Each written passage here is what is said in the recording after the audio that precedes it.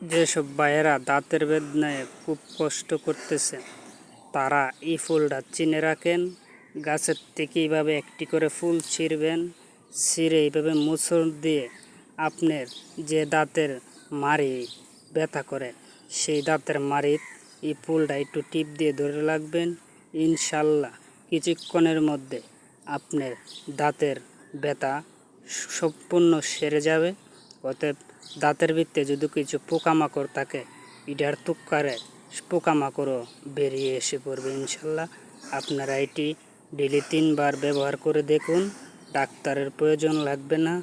আপনারা এটা কিনতে পাওয়া যায় না, এই বাড়ির কাছে কিছু ঝোপের কাছে পড়ে গাছে হয়। আপনারা ইনশাল্লাহ এই ফুলটা ব্যবহার করেন, আপনাদের ইনশাল্লাহ আমি মনে করি বিসমিল্লাহ করে লেগে দেবেন, আপনার দাঁতের ব্যথা ইনশাল্লাহ দূর হয়ে যাবে।